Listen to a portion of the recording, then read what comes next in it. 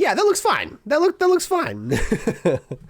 Hello, everybody. My name is the Stringman, and this is StringManSays. Welcome. I hope you're having a great day, night, wherever in the world you may be. From the moon, I hope you're having a wonderful moon cycle. We are here with our buddy. Oh, he's gone. He's gone. He's gone. We lost him. Okay. All right. I'll vamp for a little bit. I think he ran back to the green room. Oh, there he is. Thank God. Oh, dude. Oh, man. He had me sweating there, bro. I thought you left. Oh, man. Welcome. We got our friend Mr. Panda over here. Can we get a round of applause, everybody? He's gone. He's gone and we've lost him. He's gone and we've lost him. My God. What do you? Oh, right. I gotta do some cleaning up on my end as well.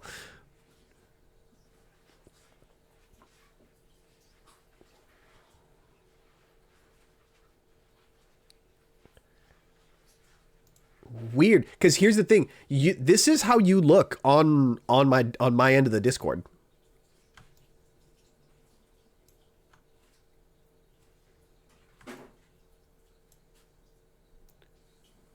Well, okay, let me pull up Discord then.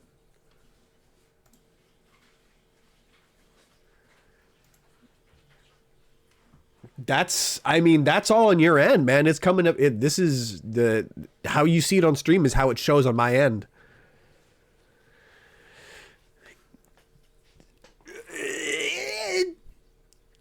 Discord's weird, man. Discord does what it wants sometimes. You know what I'm saying? Like, it be like that. But it do be like that sometimes, and sometimes like that it be. Let me scooch this over just a smidge more, so I'm not overlapping on your window, bro. I'm not trying to encroach on your space. You know what I'm saying? I ain't trying to do that. I'm not trying to do that, bro. We've been through a pandemic, man. I ain't trying to do that again. There we go. There we go. There we go. Lovely. What, do you not? Nah, bro. Listen, man, you're sitting there in a long line and you're just like, all right, well, I got nothing else to do. Might as well start making friends. So I go up to every single person and be like, hi, Stringman Plays. Nice to meet you. Nice to meet you. Just shaking everybody's hands. Hi, Stringman Plays. Stringman's Plays. Nice to meet you. This is how it starts. Yep. Yep. I got a lot of opinions about masks and we're going to talk about them.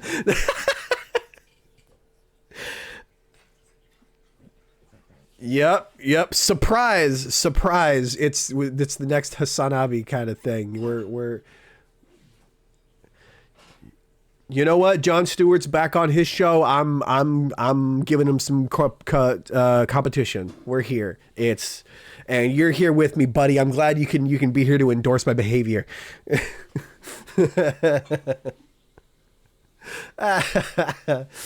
Anyways, welcome, bro. I'm glad you were able to join me on this. I'm really glad and excited for this. So if you don't mind, bud, introduce yourself, dog. Tell our gang who you are. Tell us a little bit about yourself. This is now a job interview.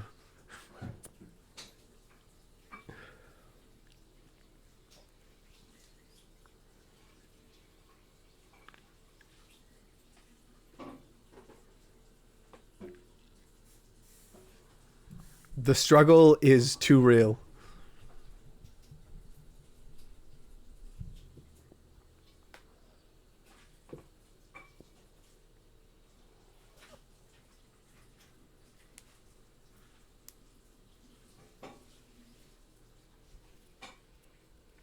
Get your hands on it. Get your hand on it.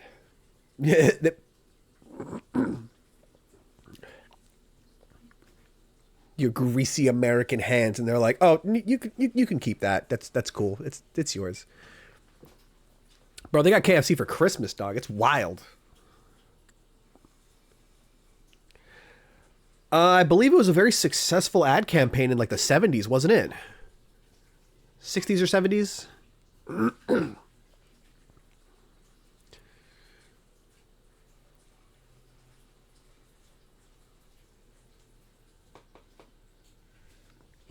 Yeah. I just rolled with it.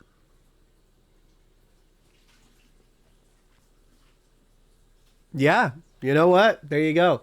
Of just take it and run with it. You know, they think that we have KFC for Christmas. We think that they have actual magical girls. You know what I mean? Like it's the way it goes. This is the way it goes. No, I mean we know they do. We know they do. It's confirmed. They're real. Like they have a Gundam. They have an actual Gundam that moves. That's the sickest thing. Is that just me?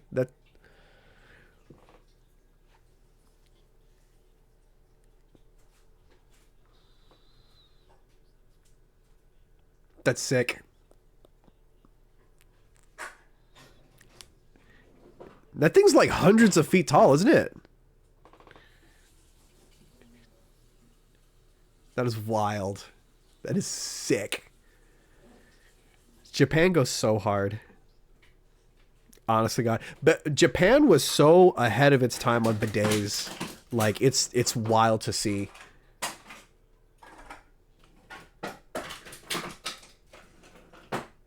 Yeah. It's less wasteful, I'll say that, to use bidets. I unfortunately don't have one myself. Well, I say unfortunately. I'll be honest, man. Like it's one of those things that like you probably got to get used to, don't you? I feel like the first couple times.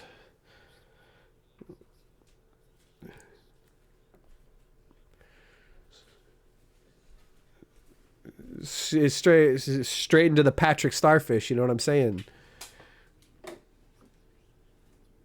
I mean, listen, my business ain't bidets. I'll say that. Yeah. Is it? Do you have a bidet? I've heard they become very accessible.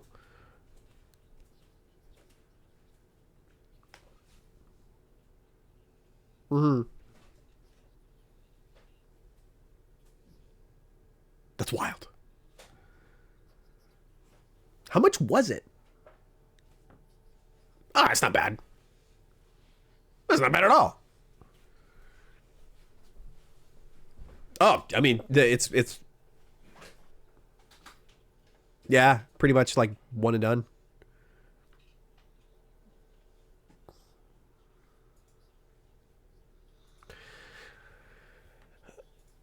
Oh my god. Oh my god, I forgot about that show. That's so good.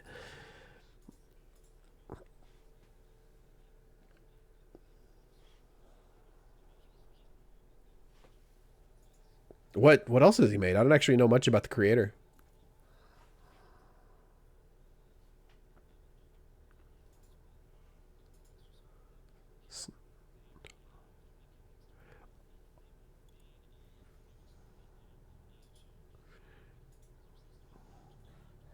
Wow, that's quite the repertoire they got. That's a hell of a resume. Wow. Oh, is that Craig McCracken? Ah, okay, okay. I've heard the name around. I just don't know. I've never like known exactly what he was involved in. So that's pretty cool.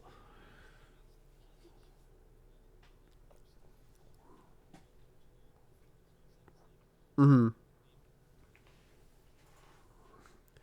I mean, that generally seems to be the case from what I've heard, like in animation, anyways. Like, if you're involved in a show that does like pretty well, and you're involved for most of the way, from what I've seen, it seems like a lot of people get recruited onto other projects that kind of go along. I mean, um,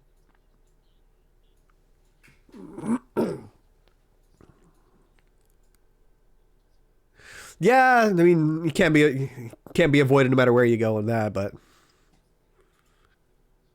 oh, really? There you go.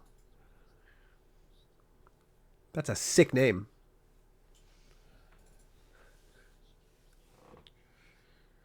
I mean, I would too. That's a sick name.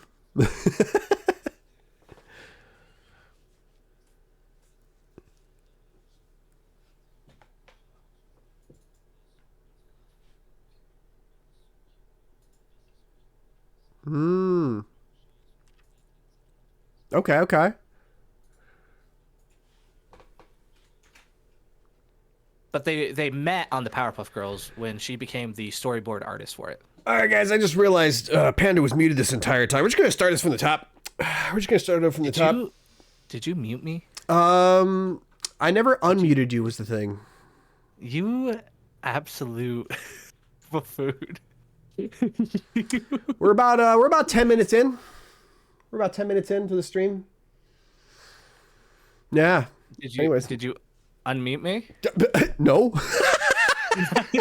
Just then do it. What are you doing? No, we're committed. This is a one-sided podcast now. This is one side. You're talking to your imaginary friend, the cartoon character. My God, that's what we got on the subject of Foster's Home for Imaginary Friends. There we go.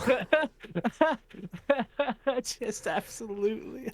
My God. Don't you have someone in the behind the scenes like helping you all the time on your stream? What is happening here? She's working on other stuff. She's got other spinning plates going on. Oh, she got what spinning plates does she got going on? Well, it's behind the scenes for a reason, you know. So we got stuff going on. You don't want to leak it? I'll leak it. Show me. He's like, tell me, I'll leak it for you. Don't worry, I'll put it on my channel that has more subscribers and views than yours does. Yeah, honestly, if you, here's the thing, if you leak it, more people will hear about it than if I just announced it. That's exactly it. Maybe that's the strap. Maybe that's what it is. That's what it is. We'll bait the controversy of like, for you. Mr. Panda leaked Stringman Plays his new announcement. Yeah, that video will get like 50 views because nobody knows who are these guys. I would love to hear about YouTube, like small time YouTube drama of just like 50 sub YouTubers or streamers like just having just all having the beef, all the overt smoke. Yeah, just fully like on main beef. That would be great. And That would be so funny. Having like entire secondary like gossip YouTube channels like talking about all of the drama. How could this happen to us? I thought we were happy. You fool! When you stole my Roblox idea, we could never be friends. I'm just waiting for the Keemstar video, bro. Yeah. Today in news. Roblox content creator, eat my farts. Pretty much. That's a very fitting name. Eat my fart. Yeah, for a child's channel. Yeah. Hey, real talk. I've if you don't mind me mentioning, I've been seeing you've been playing Roblox here and there. How's that been? What? How do you know that? It shows on Discord, bro. Your stuff's linked. Does it? Yeah, it says on Discord, bro. Does it show? It says on Discord that you're playing Roblox, bro. I should have fucking changed that. That was not something that people were supposed to know about. Stringman Plays leaks Mr. Panda's secret.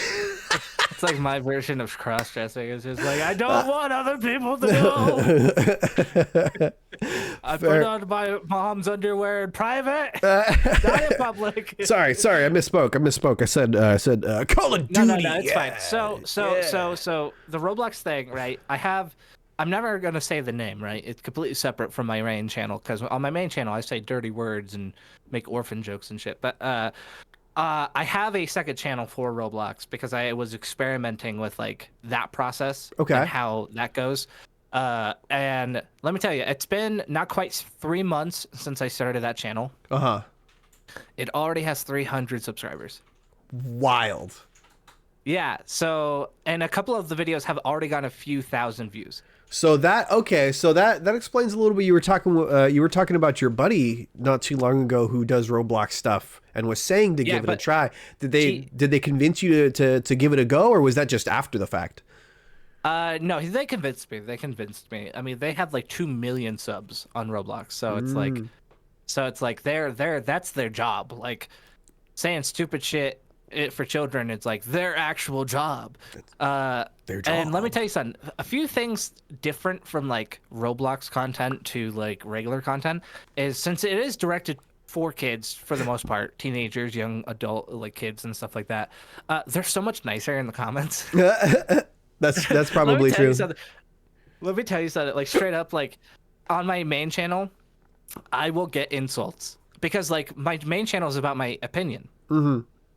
It's just purely about my opinion. So if people don't agree with my opinion, some people have visceral reactions to that They shit. they will light you up if they don't like what you have to say, Well, man. I've seen it. what was it on the last video I did about Persona 3, there was one comment that happened like a day ago. I loved it so much. It was just surprisingly useless video.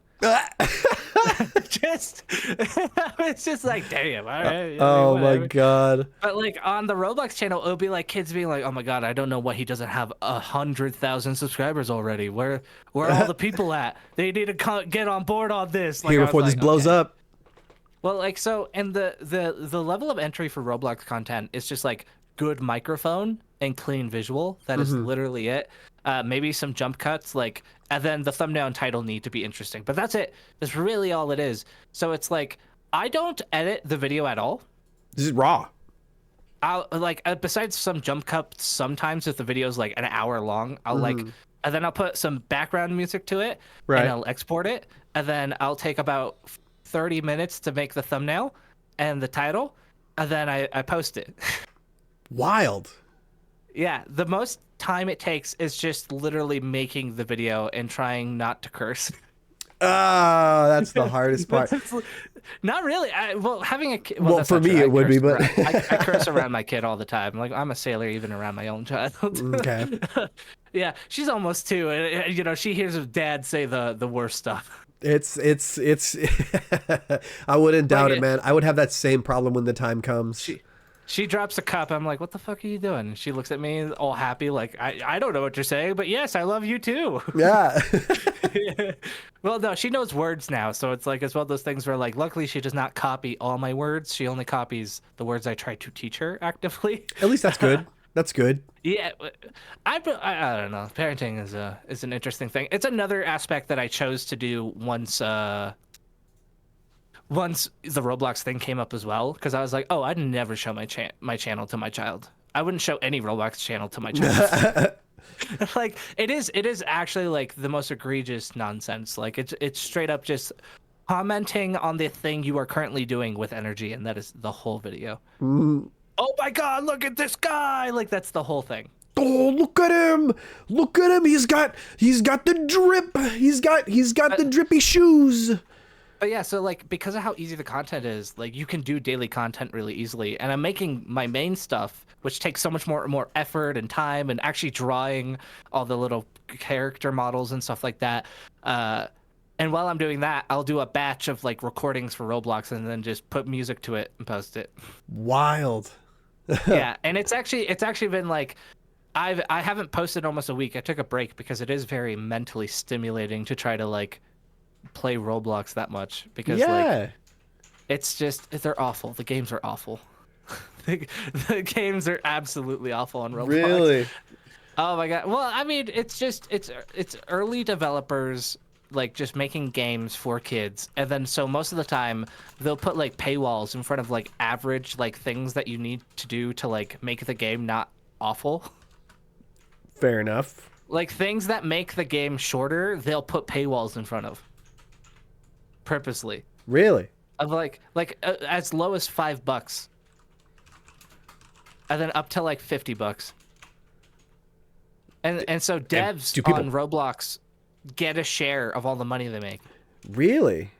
Yeah, so like kind of almost like Twitch used to be. It's like a 70-30 split with Roblox for all the money they make. Really? Yeah, so they advertise for kids to spend. Well, there you go. Steal your parents' credit card, apparently.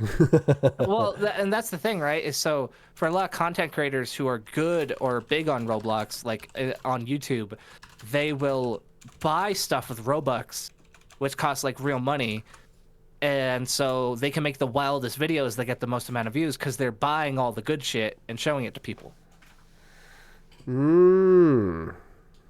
And so that's how they get like hundreds of thousands of views, because kids who don't have money get to watch you get all the special stuff that takes money to get, and being like, look at this crazy challenge.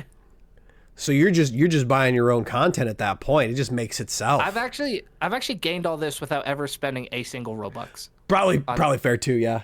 And I purposely say on the videos, I'm not spending money. I'm not spending money. On this. I'm not spending money. Well, like, because here's the thing, I will talk about it seriously because kids are simple. They're not stupid. So like I will be like, you shouldn't have to spend money to have fun. And Right. so that's what I say in my videos, because I want these kids to like at least get something out of it besides like, look at how fun this game is, where I've done the same thing for 2 hours. Yeah. It's like, don't spend money to get good stuff, because that good stuff doesn't matter. I mean, here's the thing. Like, the good stuff doesn't matter if like the stuff that's not necessarily good is still fine. You know? Well, that's where they get you, right? Because, for instance, the game of choosing that I've started honing in on, because there's so many games on Roblox. So Roblox is just a hub to play other people's games, which could be copies of Call of Duty, of Pokemon, or like simulators where you're like just having your character click the mouse 1,000 times. Mine is one called Toilet Tower Defense. Oh. It is a game that is based on the whole meme of Skibbity Toilet. Oh my God. Okay. So okay. like a bunch of toilets with heads in them are like going on a conveyor belt attacking your city, and it's like balloon tower defense, but with toilets as the enemies, and then like speakers and cameras as like the units that you buy. Oh my God. Nico says, like, I've spent 0 Roblox on a 7-year account. There you go. See, you don't need it. Yeah, no, it happens. I mean, Roblox has been around for so long. I was playing it when I was a child. It's been around for like ages, right? I was surprised to hear that people were still playing it when I heard about it again. Yeah. That's wild. I mean, they went open on the, was it on stocks? They're an open investment now. They're on the market. In They're Roblox public as a company. Yeah, they're public. That's wild.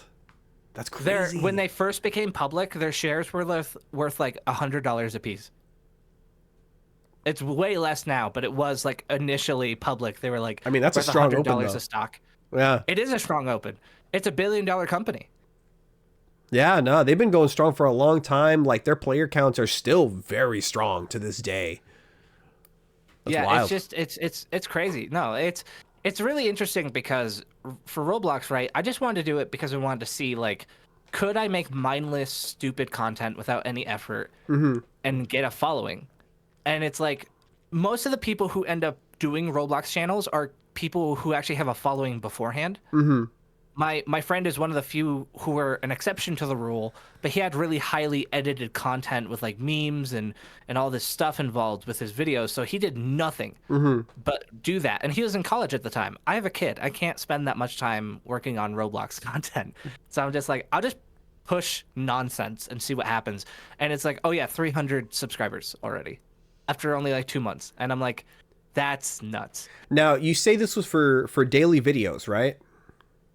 Yeah. Daily. So may I ask, how much of it would you attribute to like it being specifically content that's geared around something that there is specifically an audience and demand for, versus the accessibility of posting daily videos and like having that steady flow of content that people can regularly come back to? So to put it in perspective, right? I haven't posted on the channel in about a week because I was taking a break. Okay. I've still gained 20 subs in that week without posting anything. Wow. Okay. Yeah. So while it still is small, 20 subs is a significant number for somebody like me who has almost nothing going on for it. But I think a big thing about it is you have to pick your game, because people... There's such a wide variety of games that there's too many to choose from. Not every kid is going to want to watch every game. Yeah. So for me, I chose one niche inside of this huge marketplace of games. So my views have started to go up since then. And while certain games would miss when I initially started doing it, which would be like, oh, sometimes I get 50 views, sometimes I get 100 views. Now consistently I'm getting at least 500 views a video because I'm doing one niche. That's no what matter how often I post. That's what I've heard a lot of people saying is the advice I've heard people give is to niche down. If you specialize your channel, if you pick, basically the advice that I hear being given is, you know, find something that's in the crossroads of something that you're interested in and something that there's a demand for, and like really hone in and iterate on that. And apparently that's where you see the most growth. So for instance, like my main channel, which is the one I like talking about the most, I started doing kind of whatever on it initially because I was like, I didn't know what I wanted to do. My very first video on the channel was a vlog. Hmm. And that was back when I was 18 in 2016. It was a vlog with terrible audio. And because of the terrible audio, I put a background song that was so loud you could not hear me talk because I was using my phone as the camera at the time. Okay. And it was just, it will never see the light of day again. But from there, I started doing like speed paint stuff because I saw that people were growing on the speed paint scene. Okay. And then I was like, I just don't like showing my process for drawing because I don't like drawing pieces as much as I like watching things move. So I started making more like, I tried a hand at gaming content for a little bit. That didn't go super well because at the time I was way too quiet and not interesting. And then I eventually landed on almost the commentary essay format, but like with my little guy.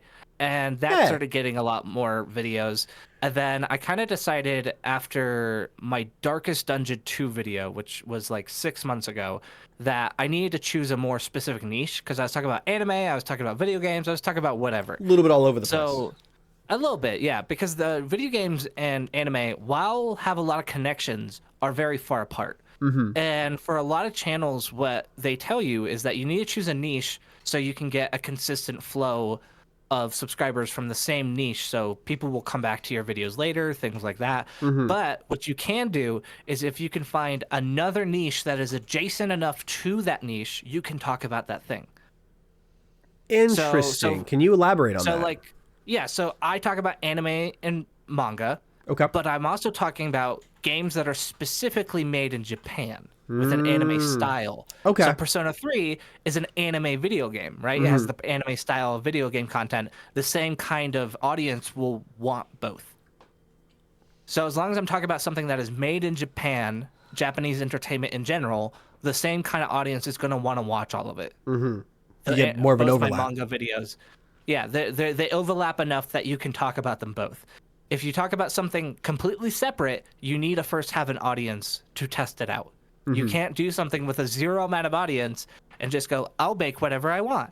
You have to make the same kind of content continuously, and then if you want to, you can make overlapping content. But you can't make content that is unrelated until you already have some sort of audience.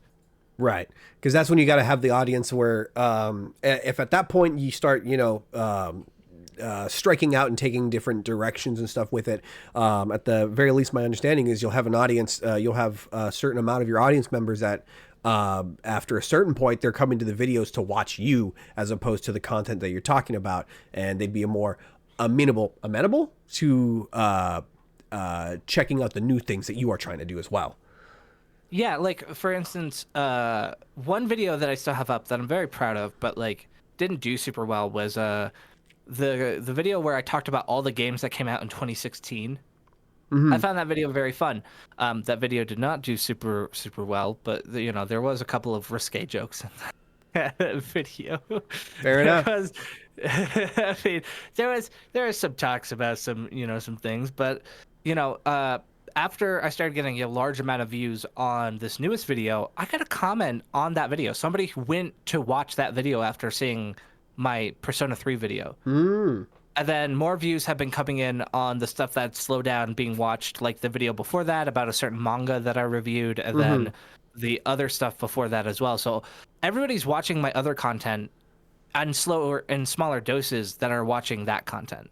I mean, that's the way it goes, right? Like once you get your foot in the door and they watch that one video that they seem to be very engaged in, YouTube starts recommending other videos from you, and then they'll start, watching other stuff. So I've heard tales of people who, they put out content that doesn't necessarily do the strongest when they when they first put it out. However, later on, as they're growing an audience and they're putting out other videos that are getting people's attention, the videos from farther back start to see an uptick in views as well.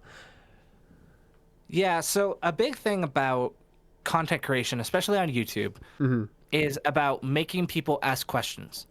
So click-through rate is the inaction of how many people click on the video, right? The percentage of people based on impressions being if they hovered their mouse over the video, that is an impression.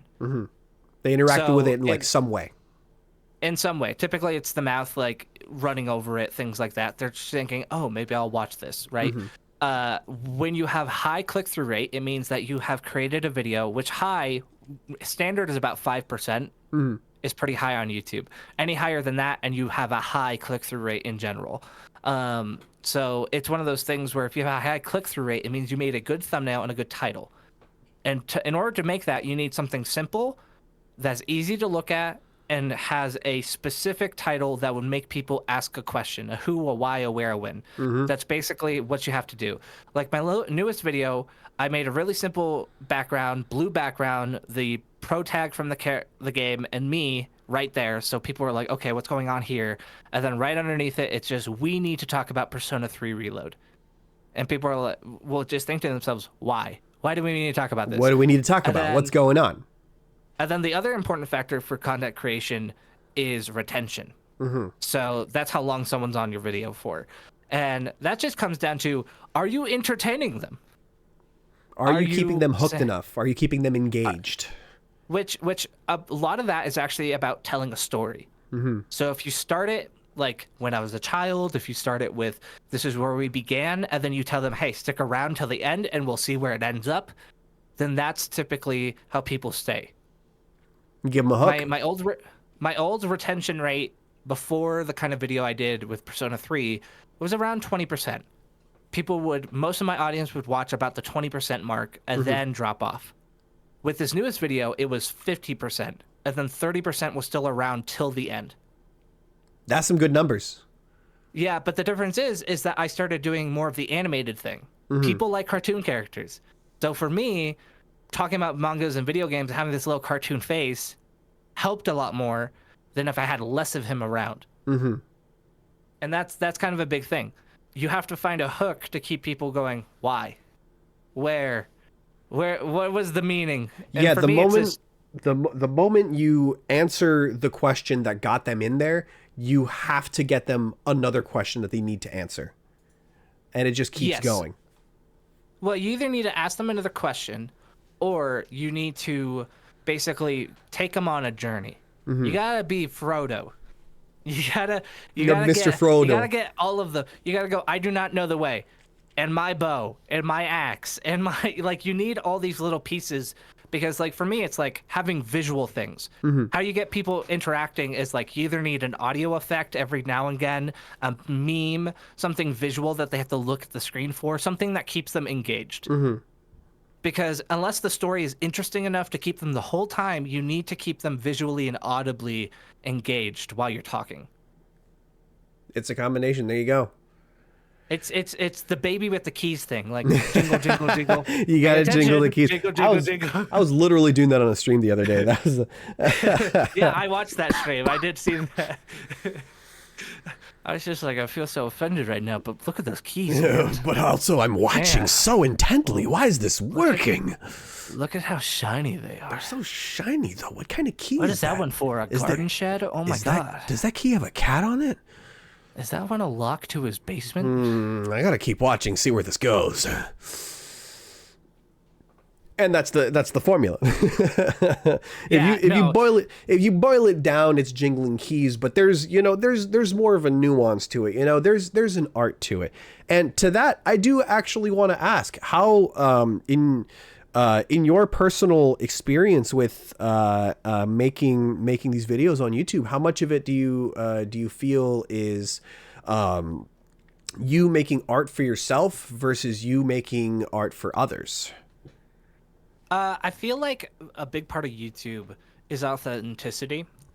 I feel like some people can get away with just raw entertainment value, like the Paul brothers, things like that. They can make as fake as they want, but they're performers, so it's going to work. But I feel like for a lot of the audience, they care about being as authentic as possible. So if I am making myself laugh in the video and having a good time, and it sounds like I'm actually passionate about something, then it does create this effect that people want to stick around. Yeah. Because it's it's kind well, sorry. No, for go cutting ahead. you Go off ahead. just real Sorry. quick. It's kind of like when you're with a group of friends and you're all making each other laugh. If you add more people to the group, they'll also want to laugh. Yeah. People just want to be included. People want to feel included, yeah. Which is why it was great that I have so much like activity in the comments on my latest video, because I created a discussion.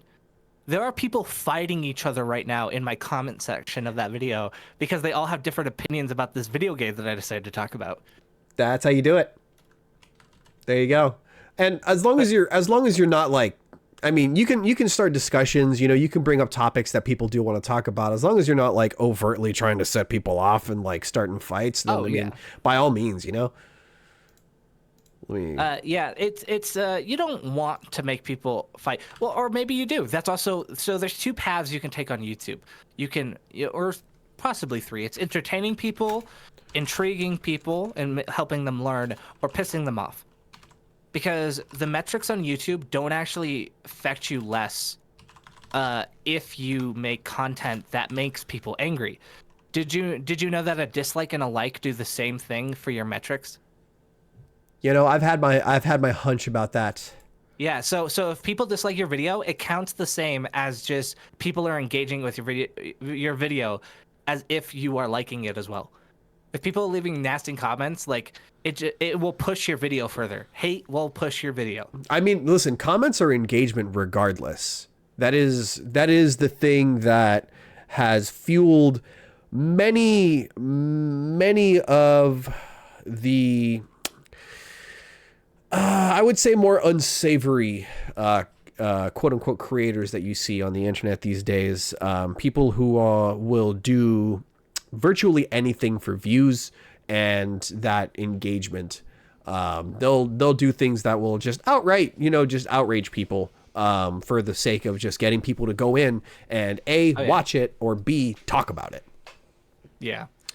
Well, and the thing is, right, is like, if you're just doing YouTube for fun, but you want the views, then and following the steps of how the metrics work and how the algorithm works, matters, right? That like it still matters even if you're doing it as a hobby. If you're trying to do it for a job, like I'm trying to do at some point, it matters for branding as well. Absolutely, you need to brand yourself consistently. Like for instance, Mr. Panda, right? A lot of people will ask, they're like, why Mr. Panda? Why this thing? And I always tell them like, oh yeah, red pandas are my favorite animal, which is true. Red pandas are. That's why he's in my little banner and my profile picture and everything. But the truth is, I made Mr. Panda out of spite when I was like 13. So okay, angsty 13-year-old panda. Tell me about it. When I was in middle school, I would hang out with these kids. I wouldn't exactly call them my friends. They just involved me because they needed a fourth guy. And okay, it's rough, bro. It's rough out here. And high school be rough, man. We would play Halo Reach specifically. Okay. And on his Xbox, there was a profile I would use. It was Mr. Panda. It was perfect. Capital MR.PNDA. Okay. Perfect. We knew each other for 3 years. Nobody else used that account. Only I touched it. So eventually, I was just like, you should just give me that one. At this point, I'm the only one who even touches it. Well, you should just give me. And he's just like, he was like a friend who I don't even talk to anymore made it. So I can't give it to you. I was like, come on, man. If you don't even talk to him. Like this, come on, let's be real. I'm Mr. Panda at this point. And then he looked me in the eyes and he goes, you'll never be Mr. Panda. Whoa. So I was just like, from like 13 onwards, I was like, damn right I am. He's like, watch me.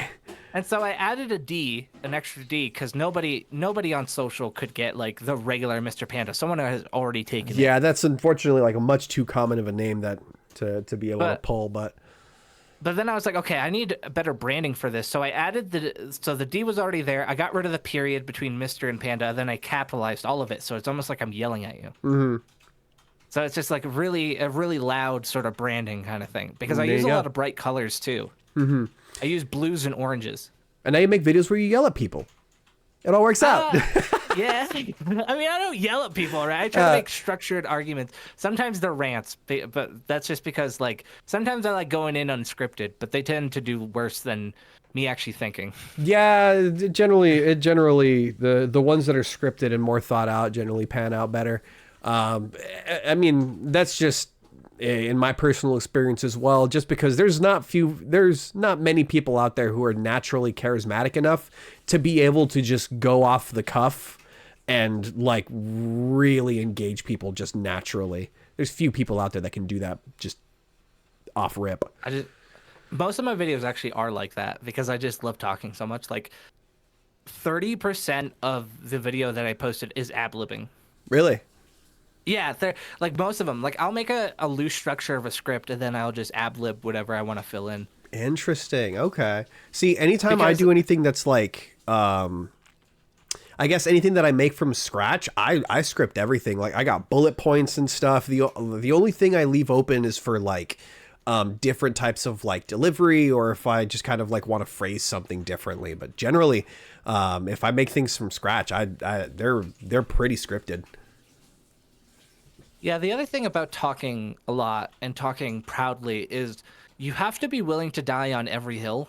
Like, even if you personally are an open-minded person, if you're talking in a video, you need to talk as if you are confident about everything that you are saying, because it's that belief that gets that polarizing, like, yes and no's, right? So, like, there's tons of people who subscribe because of that video, and then I've gotten quite a few comments who are like, actually, a small correction. Like, I've gotten a lot of that, and I'm just like, I don't care.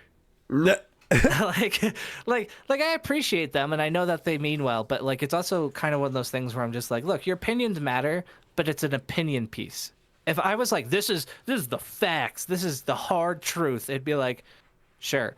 And I will talk with high energy and confidence, and people get really polarized by confidence when you speak because people believe their own thing. So like they're willing to die on their own hill if they disagree with you.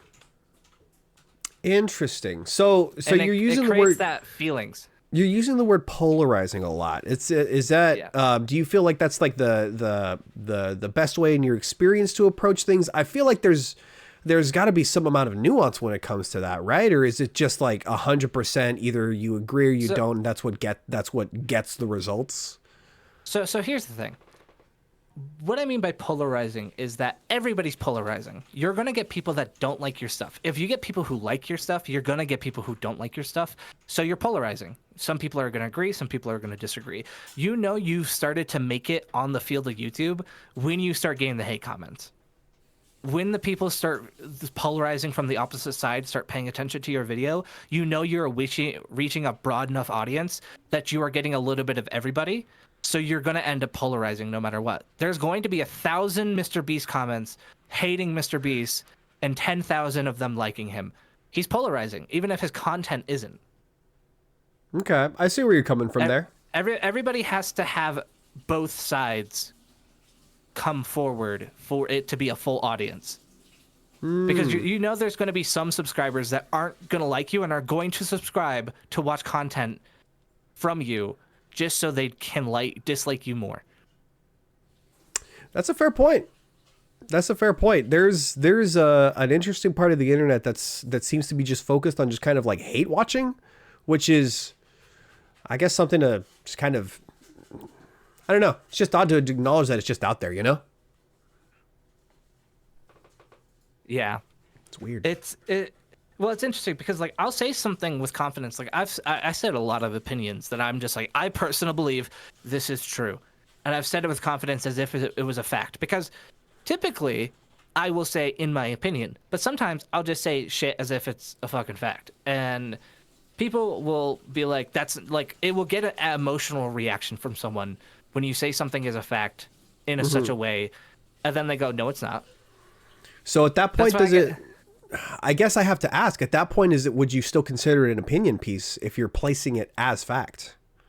See, but that's the thing, I'm not. Because the language I use isn't like I'm saying this as a fact. I'm not being like, you're right, I'm right, you're wrong. It's like, hey, in my opinion, this is how I grew up, this is why I know these things, this is what's happening within the universe. Because especially for something like Persona, the devs are so tight-lipped about what is canon that's a huge piece of argument. So me saying something is correct doesn't necessarily mean it's wrong, especially in a world like Persona, specifically Persona, where it's like, oh, hey, nobody actually knows. No, no one knows what's real or not because the devs won't tell us. It's all speculation. Well, yeah, because Persona 3 Reload is a remake of the third game. And they purposely said this is like the definitive version of it. Mm-hmm. So people are in the like talking about all the previous games being like, this isn't true, that isn't true, this is this. And I'm like, well, you could say that, but there's no way to prove that you're right. I mean, I guess that's So what it comes down at the end of the day. Yeah. Well, like, and if I do say something as fact, I'll try to bring up like if I say something as a statistic, I'll bring up like a snippet of an article, something like that to put on screen. Like if I say something that's supposed to have numbers behind it, I will try to like find something that says the thing I said. Yeah, it's always good to have that to have that source that adds, credibility to what you're saying. And when people like, I do answer a lot of the comments when I can, as long as they're being respectful. And it's one of those things where, as long as they're like trying to be respectful about the things I said or the comments, I'll be like, yeah, that's totally fair. Like, or I'll explain like, hey, this is an opinion piece. This is a factual, like, this is how it goes kind of thing. Like, I always put down in the description as well, like, this is my experience with this thing. Because I'm trying to get a conversation going about something. So I can't talk about it as if maybe it is, maybe it isn't. Nobody's going to like that. Like, if you leave something too open-ended, then people are just not going to be that interested in it. Unless it's like a cliffhanger. Unless you wrote a story that makes a cliffhanger at the end. Typically, if you're just talking about your opinion, if you leave it as, I'm a washboard, I go in and I go out, then people aren't going to respond as much as the emotional response of some people agreeing and some people disagreeing. Interesting, I see. Being too middle of the road hurts. You think so? I think it can. Everyone's opinionated, but lying and thinking that you're not opinionated just makes people think you're inauthentic. That's true. It's a fine line. Because nobody's going to believe that you don't have an opinion about something. But you're going to get a lot more flack than any like support if you're not going to choose like a side to pick when you're talking about something that actually matters to you. I mean, that's the thing about being on the internet. I mean, like, if you say anything on the internet, regardless, I mean, you could say the sky is blue, and then you'll get people in the comments be like, nope. The earth is flat. Wrong. Wrong. Incorrect. Yeah. Be like you could tell a story and be like, yeah, no, my buddy got into a car accident the other day, and they're just like, incorrect. Incorrect. What? You know how I know? What do you mean? I fuck your mom. That's why. Wrong. Nope. Wrong. Incorrect. Didn't happen. I mean, and you're like, what? I'm literally telling a story about what happened. Nope. Yeah, it's just thumbs down emoji. You have to be okay with pissing people off. That's just it. Like, you gotta come from it, especially because I will try to make. I was very good at in English class, so I do always try to make it like. I'll bring up the other side's opinion inside the video and be like, I'm not telling you you are wrong. Like, I will purposely put that in there. Like, my newest video is about Pow World, and I do dig at Pokemon quite a bit inside the video. But I also go, you're not wrong for for liking Pokemon. Both things can coexist. Like, I purposely put that in there. But those words, while will help lessen the hate, will never make it diminish because I said something bad about Pokemon in the first place. And that's kind of where the polarization starts. The moment you say an opposite opinion from someone, there's going to be someone who has an opinion, especially on the internet where everything's anonymous. I mean, everybody's saying everything with their full chest.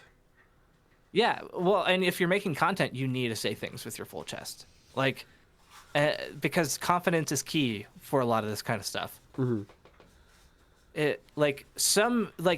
Animated YouTubers, like Storytime YouTubers, it's such a special thing because, like, they were special because of the fact that they were the most awkward, quiet-spoken fuckers in their videos. But because they had animation to bulk it up, people still loved their content. And they spoke to a different kind of audience than the extroverted kind of crowd. That's true. So, but if people are looking back on it now that Storytime animators are kind of dead to a degree, people are like, why did we make these guys famous? Now, they were all kind of weirdos. What makes you say that? So like there's quite a few people who've gone back to like the Odd Ones Out and Jane Animations and like a lot of those content creators who now do less animated content. They do other things now. Okay. And they go, "Oh, we made these people famous, but like their videos were actually kind of boring without the animation because they were all soft spoken and they all had like a lot of energy of like not confidence in any regard." They're like, it spoke to a certain audience at the time, but looking back on it now, a lot of people went, "Oh, they're not what YouTubers are now in any degree." Now, if I may ask, I mean, I still see them posting videos, and they're still pulling like millions of views these days. Oh yeah. Can I ask where you're coming from on people saying of just like it's not quality, it's not good? Can you elaborate a bit on that? Well, because here's the thing, right? When you have an audience, as long as you don't do anything to shirk that audience, you're always going to have that audience. Like until the day that you run into the ground or what you talk about isn't interesting anymore. For a lot of people discussing like storytime YouTubers, the problem with it comes down to the fact that they all their stories were like a normal person's life, but they talked about it in such a way that was like, "Oh, they're just anxious humans. They're just anxious, quiet humans." If the animation wasn't there to make it funny looking, like this would have been a really boring story time on a live action video. Like people looking at it from the perspective of other kind of content looked at it and went, without the animation, it would have been not interesting. Now the animation itself is impressive because it's a talent, right? Mm-hmm. They got famous because of their talent, not because of their stories. Mm-hmm. Because their stories were not talented. Their stories were boring, but they had really talented things back up a really boring story. Mm-hmm. So like they still deserve their audience. It's just more along the lines of like, it's a good thing they're all trying to do other stuff. Like the Odd Ones Out made a Netflix show. Jane Animation's on tour with a bunch of other famous YouTubers. Like they're all doing something else besides YouTube story times.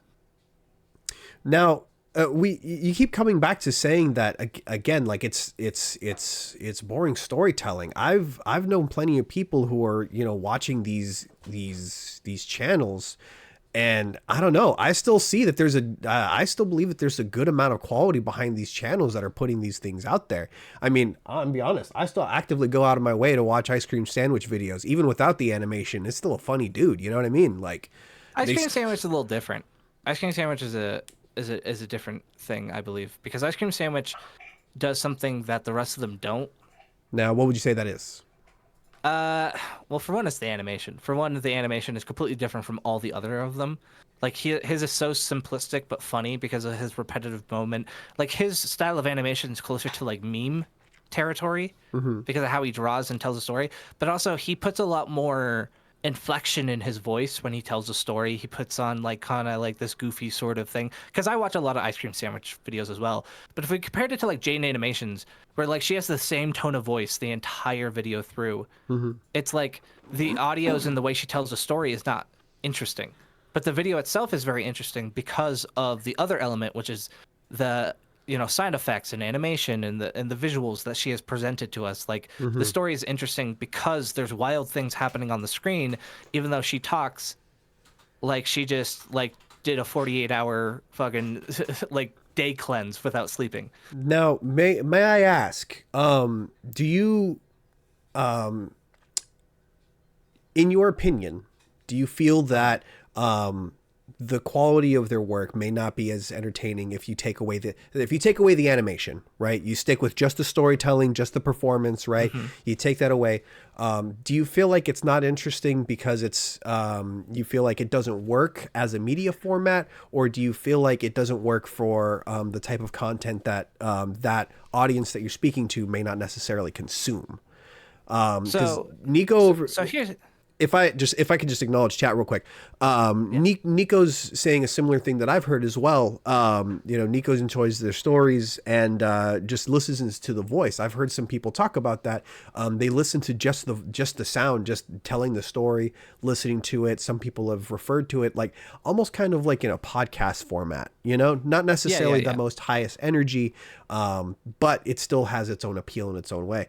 Where do you fall on that?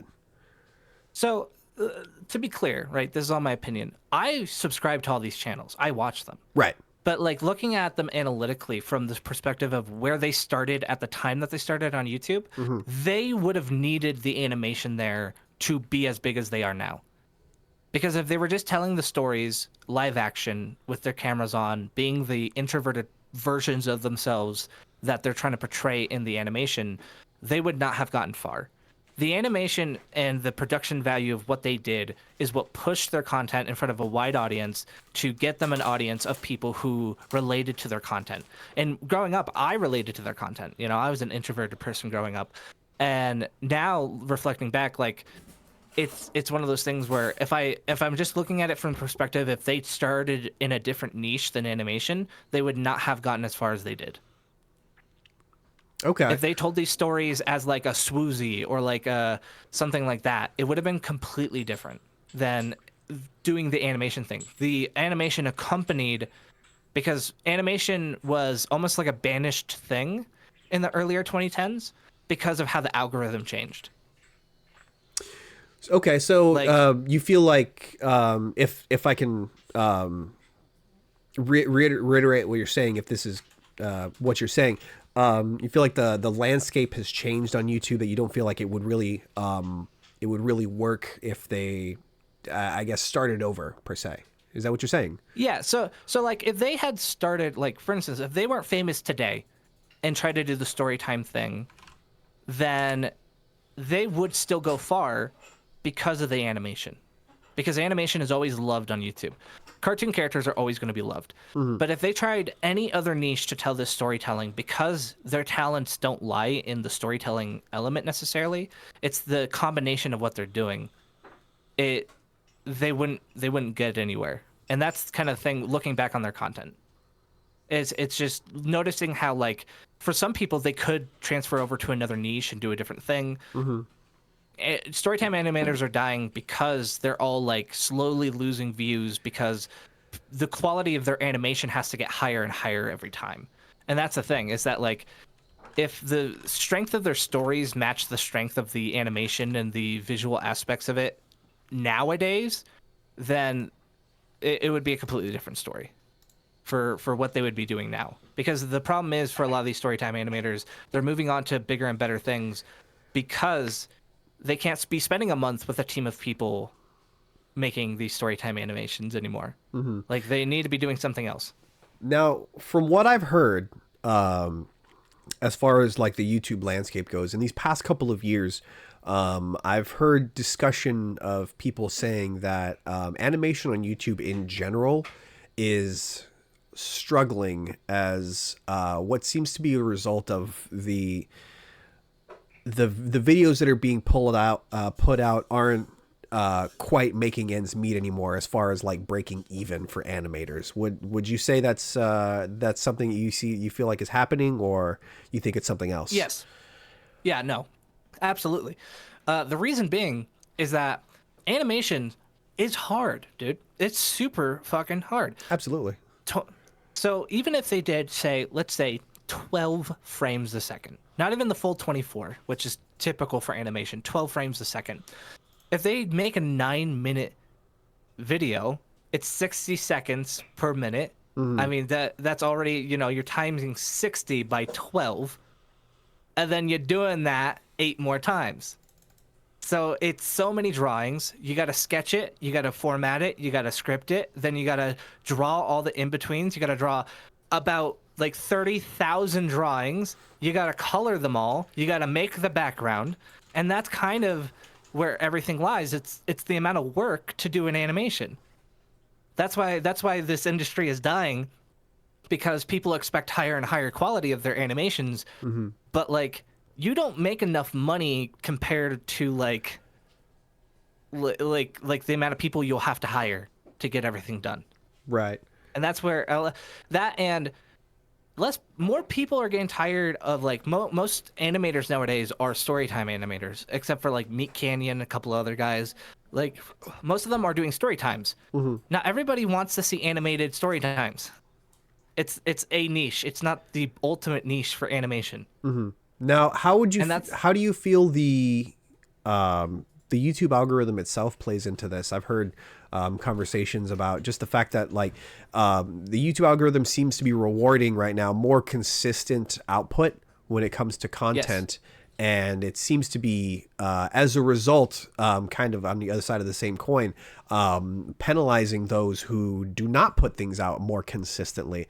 And it seems like the people who get hit hardest by that would be the animators. You know, that stuff takes time. Oh, of course.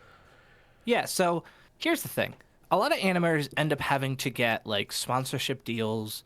Like, a lot of the animators that I follow, like...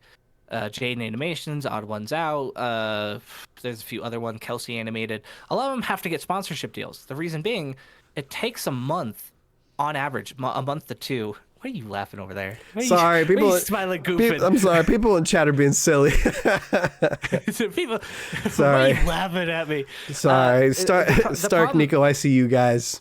Okay. So like, go ahead. The actual average for what they say you should be posting on YouTube is once a week.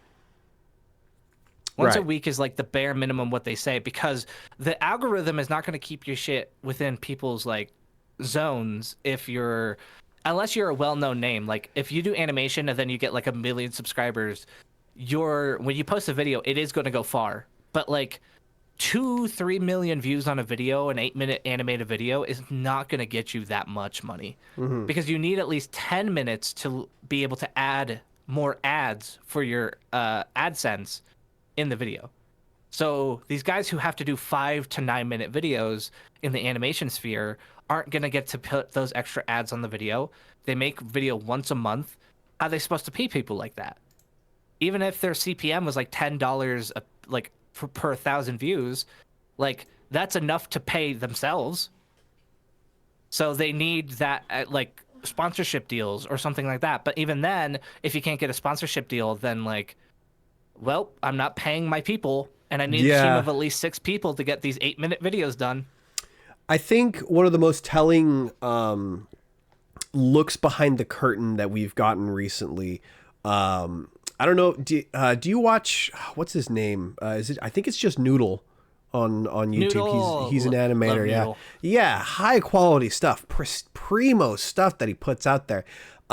He recently did a video that was a collaboration with, I forget who, but it was, you know, it was an animated video that he made about talking about something while walking through a zombie infested mall. And it was a phenomenal video. And I think the very next one that he put out, it was just a video talking about the struggle that it was to make this animated video with the team of people that he had. It was a sizable team of people that he had to make it as well. And he talked about the struggles that he had to go through just to put this one video out. I can only imagine what it's like to have to do that every single time as an animator. Yeah. So, and that's kind of a big thing as well. It's like different people's ways of doing work hurts people. It's very hard because some people don't have the mental fortitude to sit in a chair and do all the animations. For Noodle, right, he does a lot of the stick paper, you know, whatever, for animation and things like that. Yeah, like that takes several takes. It takes like backgrounds and assets being made. That takes hours of time out of his day, even for like a little stick figure thing like that, like making it a certain way, a certain style. So it is hard. It's really hard to like sit there and be like, I can't make these videos by myself, because like he does a lot of crazy editing with it as well. And it's just, you know, there is actually some controversy with Noodle though, with one of his most recent videos from 4 months ago, why games are too big. Someone actually went through and did like a 2-hour video categorically saying why Noodle like is just shilling for big corporations and things like that, which was an interesting thing. Interesting. Yeah, it's him talking about, oh, why your games are too big. And he was like, yeah, AAA titles, like, you know, the games are getting too big. But like all the studios that he mentioned inside the video that were talking about like shutting down were not AAA studios. They were all minor studios. Interesting. I'll have to watch that video, I'll send you the link, because this guy goes through a whole thing. But like I love Noodle's videos nonetheless. I've been watching his videos since the crunch culture conundrum one. That was 3 years ago. So I've been on his steez for a long time, back when he was actually making it animated and not cardboard. Yeah, before he switched to the cardboard medium. It was a fascinating choice to switch over too. Very unique. Yeah, well, I think that was the big part of it, like doing the cardboard sort of animation stick pop kind of thing is interesting. It's very reminiscent of what is that game? What is that game with Stamper TV in it? Oh, Battle Block? Yeah, the cutscenes from Battle Block Theater. Yeah. Yeah. That's what it reminds me of, is Battle Block Theater, and I love those. So like it makes a lot of sense. He's made a lot of great content. But like that's the thing too, is that like he spends a lot of time on his content. Like you can tell with how much he edits it, how much it looks. It's huge. So like I could understand how he could sit there and be like, my team is not enough for this, but I'm also not making enough money to pay my team. Because even if he's making, say, like 30K a month, he can't, if he has like a team of like 6 or 7 people that's really spread thin, especially in probably the state he lives in. Yeah, over the course of a month, having to pay them consistently while also having to acquire resources and consider overhead, and maybe at the end of it, hopefully turning a profit. Like it adds up. It adds up faster than you realize. Yeah, well, it's similar to another anime channel, Dan Plan. If you remember when Dan Plan was still like a pretty big channel, where him and his 2 friends would do like what if scenarios and animated them. Right. I think I think they made an SCP one. I think they did.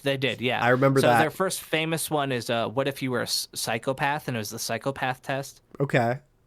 Yeah, so like they had banger videos, and it was revealed without like merch sales or anything that on YouTube alone, Dan was making like $40,000 a month on the videos. He was doing fairly well, nice. 40,000 Canadian dollars, because they live in Canada. 40,000.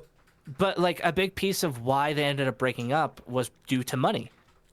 And it was revealed that they were severely underpaying most of their animators. Really? And Dan was pocketing pretty much the rest of it.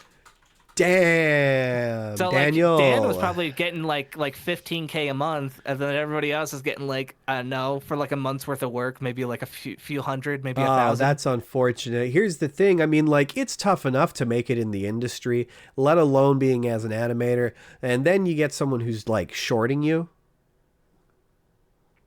It's unfortunate. It's hard, man. It's but unfortunate. like that's the thing. Animation. That's why I do something that's more closer to an animatic, which is like basically a storyboard. Yeah, it's like the frames. Because it takes up my time, but it's a cheap form of animation, quote, that like is still entertaining to people. And I could still make it myself, because at this point, like if I started making money, maybe I'd hire a person or two, add a little bit more movement to it. But I wouldn't want to go as far as making full on animation, because it just isn't as susceptible on YouTube without like, what is the word I was looking? Patreon. Without like something like a Patreon. Yeah, and then here's the thing: even with that, if you add on a Patreon, that is another level of content that you need to start putting out, because a Patreon requires that you put stuff out on their platform as well. But you don't necessarily have to. You can make the tiers and just be like, this is just for support, and some people will do that. But like for the most part, you should add extra content, whether that's background, behind the scenes, whether that's like a Discord that is Discord like Patreon only. Either that or like early access or something. Yeah. You need to add something that makes people feel more included in your production cycle. Yeah. And that's kind of a big thing. Like I've actually looked at like other people's Patreons to like see like where people stand. Some people, I've learned that for a lot of audiences, if you make the Patreon something where you value your content less people tend to become members of it than guys who will charge more.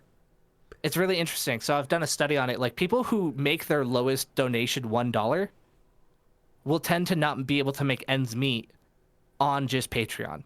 But guys who start their Patreons at $5 and go up tend to make 10K or more a month if they're big like content creators, because I only looked at content creators who have 100K subs or more.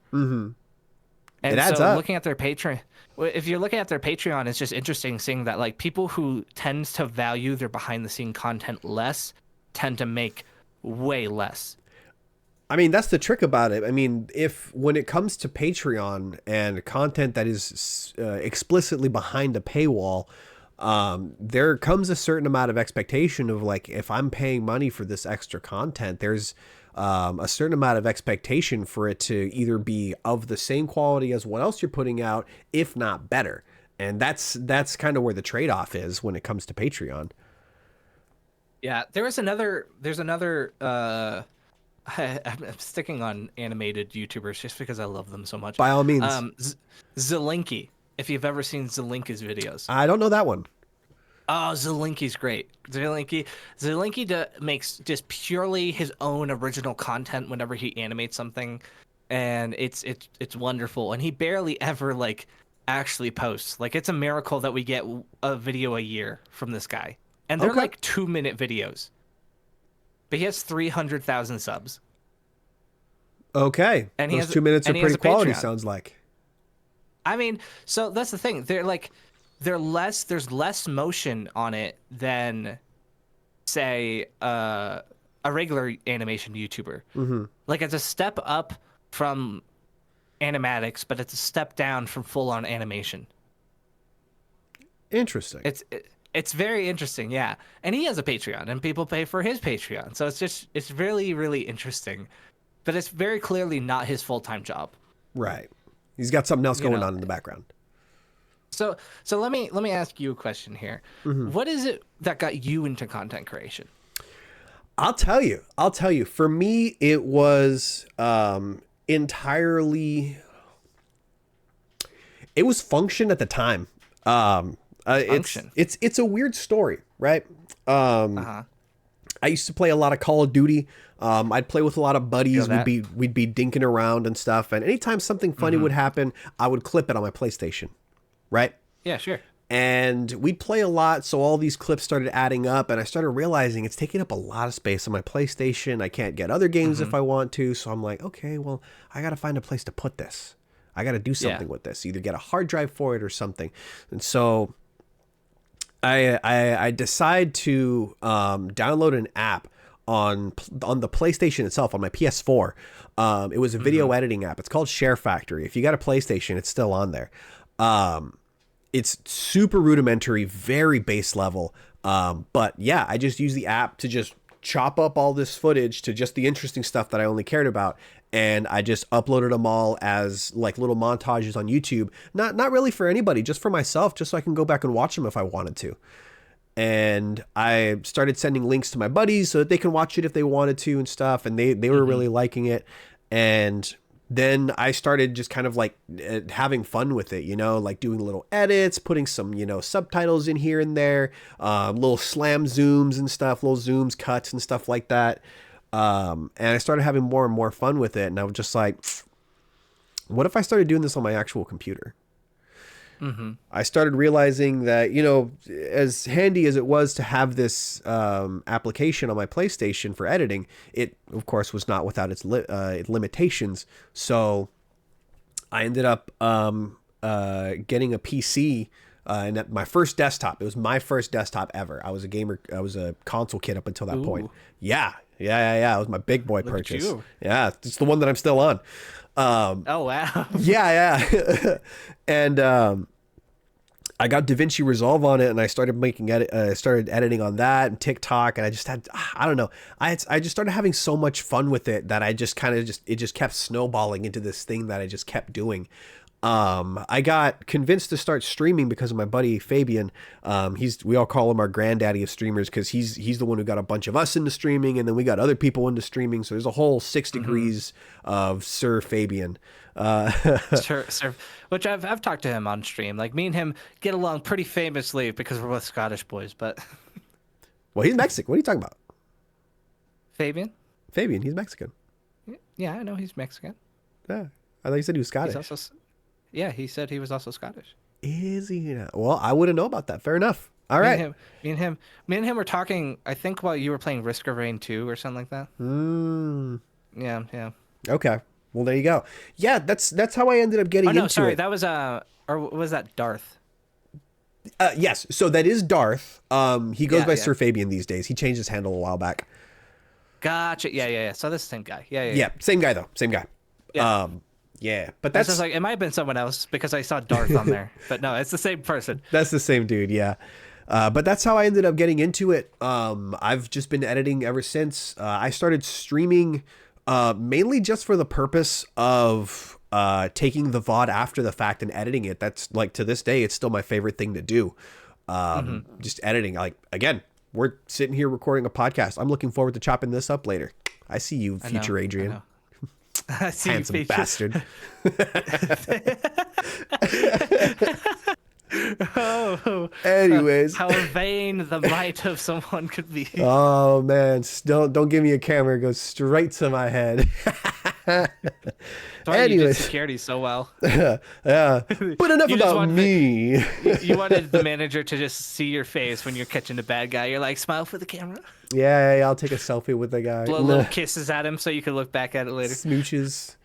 Anyways. So I guess my question for you for content creation is like, are you always going to see this as a hobby, or is it something that like, are any of you guys within this, like, I see a group of you guys like particularly streaming and things like that. Do any of you guys want to take it seriously, or is it just kind of always been a hobby for most of you guys, like Fabian, or like the guys you had on your what is that game show? Yeah. Well, Fabian, I can say is this is something that he wants to do. If it works out for him, that's something that he wants to do for a living. I know a couple of others in that game show have also dabbled as well. I know Ghoulish he also has his own YouTube channel as well that he posts sporadically on, but he gets views. So I mean, whatever he's doing, it's working for him as well.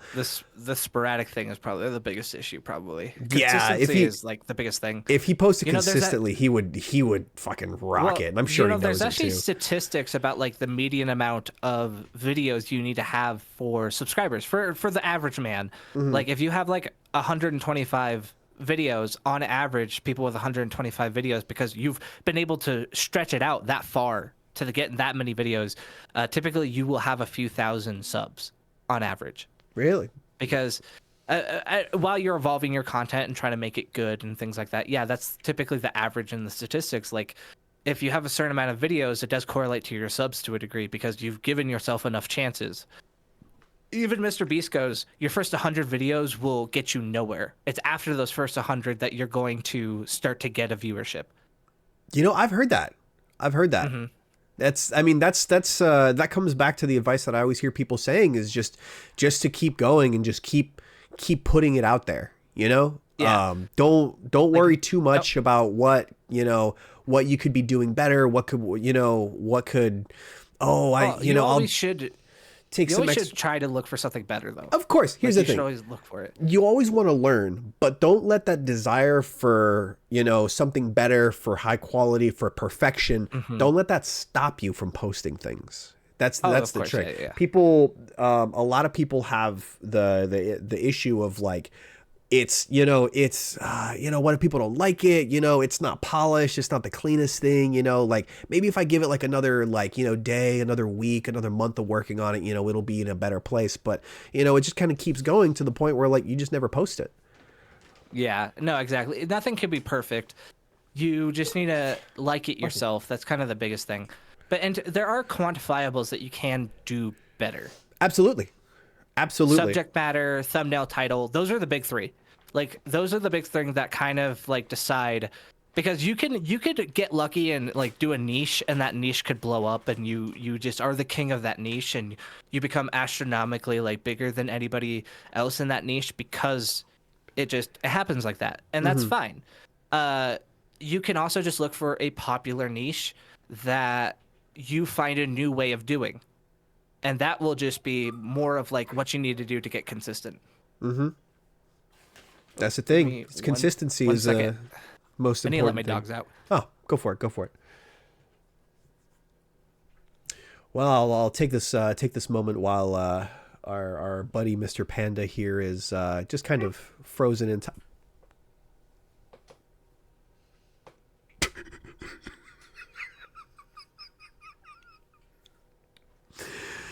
that boy just bark? Oh, did they bark loud enough that it made the mouth move? Yeah. That's pretty good. That's pretty Bruh. good. Oh my god. So my character's mouth move if it hits a certain level of volume. Oh, I'm clipping that right now. Holy shit. So it picked up the bark. Anyway. Anywho. I was gonna take a moment to say, just for those who've just joined us, thanks for being here. My name is the String Man. You're watching StringManSays. We are here with our friend Mr. Panda, talking about our relative experiences with content creation and just kind of our journeys through it.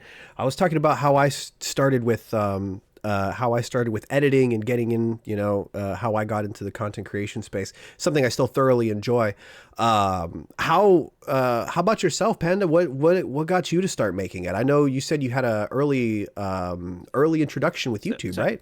So creation and animation and art has hit me from a very young age. Like I said, YouTube came out when I was in first grade. Mm-hmm. I've been watching YouTube literally nonstop all day from the moment I was 6 years old to 26. 20 years I've been watching YouTube consistently every single day without missing a day. Even on vacation, I will be watching YouTube. Like it's my safe place. But like really it came down to I started drawing when I was about 9 and I started getting into animation when I was about 13. And just seeing people make things and like make people laugh, it was like making content was more about for myself than for others. Mm-hmm. Because I just was like I didn't have anybody to share my ideas or my thoughts with, because I was always typically like, I'm okay with being alone. I'm good with like sitting at my computer for hours and not talking to a single soul for the entire day. So it's like, I just wanted to get my ideas out there and not caring if other people agreed or disagreed, but just seeing the conversation happen. Mm-hmm. I have a pretty hard and steadfast rule on my channel.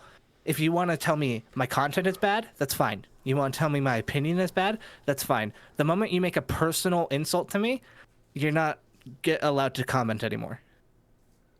Yeah. Because if you say mean shit to me, that's different than saying mean shit about my content. Mm-hmm. There's plenty of room for when it comes to like discussion about subjects or, opinions on certain matters. But when it comes to just like direct, just pot shots at someone, you're just like, you're not here for the conversation. You're just here to just throw shit at the wall. Oh, here's the thing. Like, one guy who's not allowed to comment on my videos anymore, which you can set on YouTube, like you can hide them from your channel. Mm-hmm.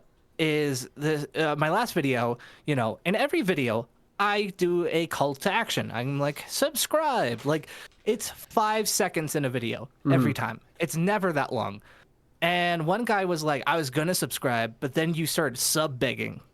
I want to watch a whole video and then I go to determine on my own if I want to sub or not. And I was like, okay. You just don't need a comment. You just don't need a comment, buddy. Jesus. That's just crazy, dude. It's like, started look, man, sub begging. Man's literally what it was literally 5 seconds. It was like, hey, just real quick, subscribe. Let's get back to it. Like, it's buddy, your Reddit is showing, dog. Chill. Sub begging. Yeah, I was like, dude, that's crazy. Like, it'd be one thing if I said it like 3 or 4 times. I said it once within 5 seconds of an 8 to 9 minute video. Honest to God, man. Like, is something that MatPat from Game Theory says to do. If you watch his interview about content creation, he actually says that within the first third of the video, you should make a call to action to subscribe or like something like that. And then at the end of the video, you should do a call to action to ask someone to watch your other content. And if that converts into more watches, it tells YouTube that people want to watch your content. There you go. And considering MatPat worked for one of the massive companies that used to like manage YouTubers, and his whole job was to tell people how to get big on YouTube before he started Game Theory. That was his whole job, is to tell other YouTubers how to get views on YouTube. There you go. I mean, it seems like MatPat might know a thing or two. yeah, 3 channels with 10 million views apiece, and it's like, oh yeah, let me just not listen to MatPat. Finally retiring and then getting one of the most like heartwarming send-offs from his community on YouTube. Like it's, Oh, dude, so I've been sad. seeing nothing but I'm reaction videos of just like MatPat is leaving in honor of MatPat leaving. Just a lot of YouTube videos that are just that. I'm gonna be real. The moment he announced he's leaving, I unsubscribed from his channel because I do not want to hear the other guy's voice. That's the thing. A lot of people here for Matt. I've been watching MatPat literally since I was a middle schooler when his channel came out. Mm-hmm. I can't be doing a decade worth of MatPat and then just being like, oh yeah, this other guy is now voicing all the videos. No, absolutely not. He's still working in the background, like it's still his baby. Like he's still helping with the scripts and doing certain things like that. But he's no longer actually voicing or doing any of that content. Yeah, he's not like the lead. Or yeah, the like star, he's no longer I the guess. host. Yeah, that's the better word for it. Yeah, the host. He's still the like a creative director of the whole system of game theory, but he also sold half his channel to a bigger company in preparation to retiring. So that's kind of a big thing as well, is that like there's another hand in that cookie jar after he's leaving as well. That's true. There's I mean, I imagine like whatever happens to him, he's chilling, you know? That dude's... I mean, he has 2 kids. Like he's got to spend time with his kids. Oh, absolutely. Actually, how do you feel about what seems to be like the wave of OG YouTubers who are all just kind of like announcing their retirement seemingly in like the same window of time? It makes sense. They all started around the same time. I guess that's They're fair. all now like most of them are like millionaires at this point. They all have lives and families. Like it absolutely makes sense. It actually absolutely makes sense to be in your 30s and to be able to retire in your 30s technically. Like why would you not want to go for that when like you could actually spend your time being a father, being, you know, doing this, doing that, having the money to safely say like I can do what I want with my life after creating this creative masterpiece, you know, if you want to call it that. Like for MatPat, I would definitely say creative masterpiece, but for other channels, like probably not, like not for too many of them, but like there's quite a few of them who like just made really interesting stuff, and now they're getting to the age where I was just handed a suspicious bag. I was gonna say I thought he just died halfway through the sentence. I thought he was gonna woof again. No, it's just... Well, he's changing. It's a full moon out. I'm a familiar. Oh man. That's why I'm a cartoon. I shift mediums. There you go. He's gonna. No, but this is his debut of his new PNG tuber. It's furry. It's fuck off. Fuck off. Furry. Yeah, sure. All right, bud. There you go. No, Full Mr. Panda. That, like, I think for a lot of them, it's super well deserved. A lot, it's like YouTube is such a grind that like you have to be on your game. If you want it to be your job, you have to do it as if you're not going to be able to do it ever again, consistently while you have a real job and after you make it your job. Oh yeah. So it's one of those things where these guys have been probably sleepless nights for months at a time making content like fucking feverish hounds. I think they deserve to decide when they quit. That's true. And it's just that since they all started around the same time, they all are developing. In your 30s, it's typically around the time you start having thoughts of a family and marriage and kids and this and that. I mean, that's why PewDiePie pretty much is kind of semi-retired already, and he living in Japan with his wife and has a son and doing his thing. Yeah, like, he only posts like once a month these days, doesn't he? Yeah, it's something like that, and it's all vlogs. Like, it just makes sense. He, like, for many years, PewDiePie has made videos for the content, not because he wants money. He's been a millionaire for years now. So like at this point he can just comfortably live however he feels like. But like, yeah, a lot of these guys are kind of at that point where they're like financially secure. They've done a creative thing. They want to step back. They're feeling tired. Like MatPat saying that like he's like 37 and is like at the point where like he wants to sleep more than 20 hours a week. Like that's fair.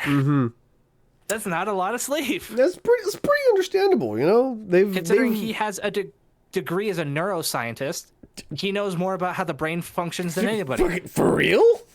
Yeah, no, he used to work on a study. He's a neuroscientist. He knows things about the brain. Hot damn, no shot. Well, I guess he does if he's pretty much running YouTube.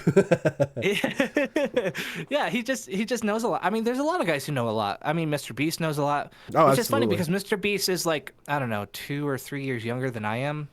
Yeah, Mr. Beast is a He's only like wild one right 24. now. He's a youngin compared to like what you'd expect with like YouTubers of similar size. I mean, what I still remember when he was like he was on that subscribe to PewDiePie campaign. He was one of Oh like yeah.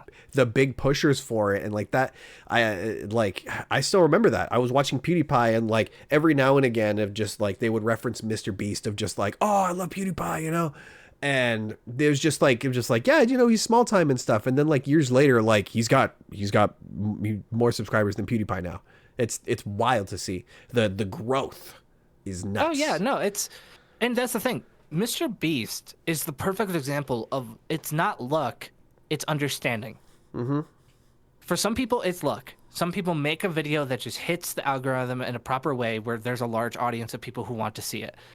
But for the most part, you can become a YouTuber based purely on understanding the algorithm and making content that is good for other people to watch. Absolutely. That's I mean, my last video did like almost 800 views, and then I did this one, and now it's almost at 4,000 views. And so it's just I chose a niche and a topic that I knew would be topical because the game comes out February 1st, and then I just talked about it in a way that people would understand.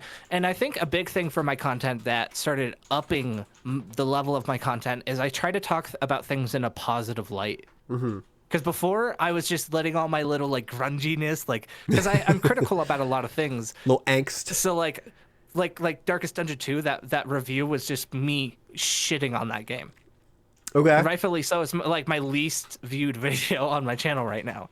It's like not even 200 views on it because I just did nothing but talk smack, which not even in an entertaining way. It's just talking smack to talk smack. Like there was no real purpose to it. So once I started thinking about it more as like, how am I going to tell a story and getting people there?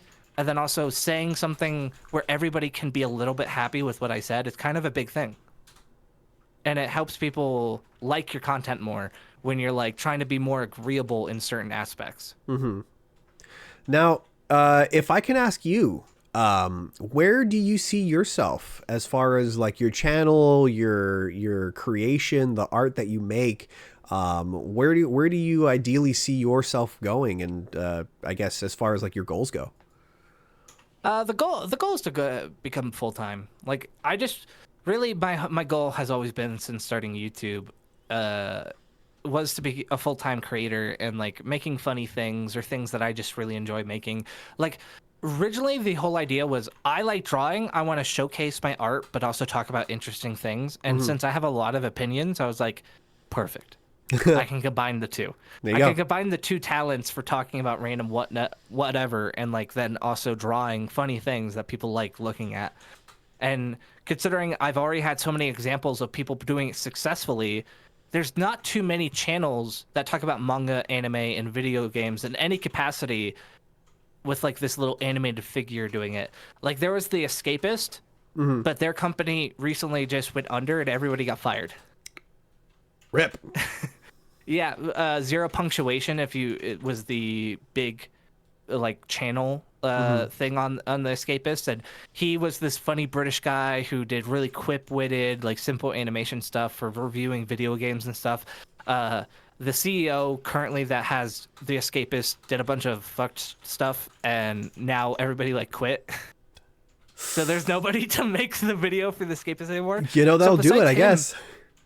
but like that opened a niche for me to talk about because most people who do like anime, manga reviews or video game reviews, it's typically like a singular JPEG that they just put on the screen and move them around, or it's like just animation, like moving video around in Premiere Pro or things like that. But having a little cartoon character doing all these poses, making these little cartoon scenes that people can visually look at was a niche that needed to be filled within like the opinion commentary kind of segment. He found his niche right there. finds a little spot. And Yeah, just kinda... well, you just have to ask, will people ask about this? Are people asking about it? Mm-hmm. And is there people doing it? And that's how you can find a niche. It's like, if you want to talk about D&D, talk about D&D. But like, you got to find a way to find a question people are asking that doesn't get answered. The question for me was, is there a new medium of entertainment that people want to see talked about with manga and anime? The answer was yes. It's a little animated character doing it. There you go. So it's kind of that. You see a need, you fill a need. There you go. Feel so many holes, bro. Mr. Big Many Well, holes bro. is racking stuff. Anyways. Anywho, we'll just forget that happened. Yeah, we're just gonna move on. But for you, for instance, like when you make your content, do you feel like you are filling a need of some kind when you stream, or do you feel like you kind of do what every generic like Twitch streamer does right now? For me, the only need that I'm filling these days right now is my own. I know that there's a lot of people, the advice that's given to like really like grow is to, again, find a place, find that spot where there's a demand for it and kind of fill that slot, find the crossroads between what you like, what you're good at, and what people want. And if you find that intersection, you'll see the growth in and of itself. Just kiss already. Thank you, Stark. Careful, Stark. He's gonna get his own triangle. You're gonna make me bark again, boy. Bro's gonna bark on Bane. Bark on command. You know what I'm saying? Sheesh, bro. Anyways, but do you see yourself becoming a full-time content creator?